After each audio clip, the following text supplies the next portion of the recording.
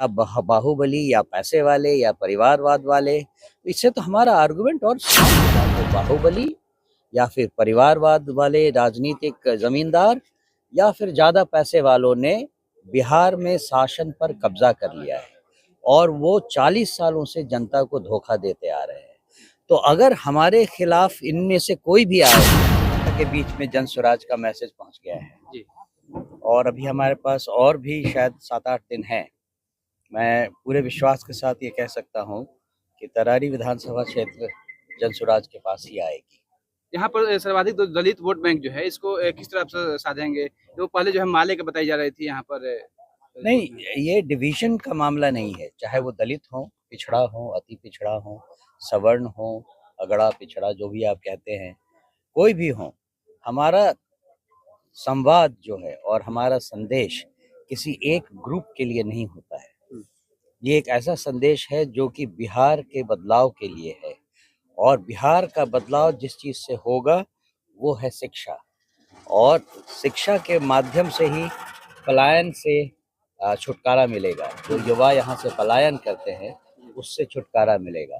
तो ये चाहे दलित लोग हों या अति पिछड़ा हों, संवाद सबके लिए है और सबको ये बात समझ में आ रही है कि जब तक वो जन स्वराज से जुड़ेंगे नहीं तब तक उनकी जिंदगी में, उनके बच्चों की जिंदगी में कोई बदलाव आने वाला नहीं है। जहाँ सर हर कोई जातीय समीकरण साधने के चक्कर में है, तो आपकी क्या कुछ रणनीति रहेगी? हमेशा से देखा गया है कि बिहार में लोग जाति पे वोट करते हैं। मैंने आपको पहले भी कहा और उसको फिर से मैं दोहरा देता हूँ, जन स्वराज जाति की राजनीति नहीं करता है।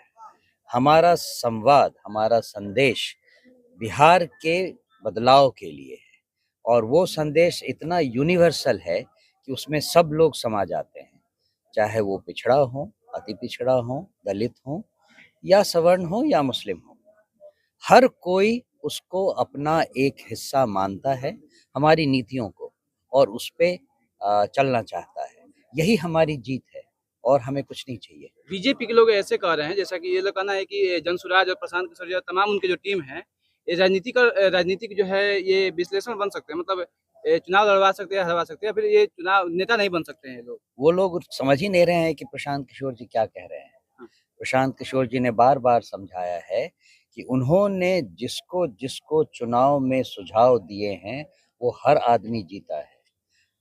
अब वो बिहार की जनता को सुझाव देना चाहते हैं कि उनको कैसी सरकार चाहिए, और इसीलिए जो विपक्षी लोग कह रहे हैं उनको इस बात की समझ ही नहीं है कि एक नया राजनीतिक मॉडल तैयार किया जा रहा है। वो पुराने ढर्रे से बात कर रहे हैं, इसीलिए उनको समझ में नहीं आ रहा है कि क्या हो रहा है। उनको सिखाने की जरूरत है, आप ही लोग उनको सिखा दीजिए। बाहुबली का बात होता है, बाहुबली बनाम तमाम जो लड़ाई जो है यहाँ पर लड़ा जा रहा है, इस तरह से चुनाव में इसको किस तरह से आप देखते हैं सर? बात एक ही बात आप तरह तरह से हमसे पूछ रहे हैं, तो मैं भी उसी लहजे में आपको जवाब देता हूँ कि जन स्वराज पार्टी का पूरा मुद्दा बिहार में बदलाव के लिए है और पिछले 40 सालों में हमने देखा है कि या तो बाहुबली या फिर परिवारवाद वाले राजनीतिक जमींदार या फिर ज्यादा पैसे वालों ने बिहार में शासन पर कब्जा कर लिया है और वो 40 सालों से जनता को धोखा देते आ रहे हैं। तो अगर हमारे खिलाफ इनमें से कोई भी आए हों, या बाहुबली या पैसे वाले या परिवारवाद वाले, तो इससे तो हमारा आर्गुमेंट और स्ट्रांग होता है ना। जो हम कहते हैं वो जमीन पे दिखाई दे रहा है, इसलिए लोग समझते हैं इस बात को कि हमारी बातों में कितनी सच्चाई है और वो हमसे जुड़ने के लिए पलके बिछा के बैठे हुए हैं, मैं तो इस तरह से कहूँगा। ठीक है, दलित वोट बैंक साधने के लिए चिराग पासवान को ये लोग उतार रहे हैं तरारी विधानसभा में, शायद ऐसा पता चला है हमें। चिराग पासवान दलित के चेहरे हैं, हाँ, जन स्वराज पार्टी सबका चेहरा है। अब आप डिसाइड कर लीजिए कि किसको वोट देना। तो सर ये कह रही है कि अभी ये पार्टी नहीं है, अभी इनको मेहनत करने की जरूरत है। आपको हम मेहनत करने के लिए तैयार हैं, घबराइए नहीं, हम बहुत सालों तक मेहनत करने के लिए तैयार हैं। बहुत बहुत धन्यवाद। ठीक है।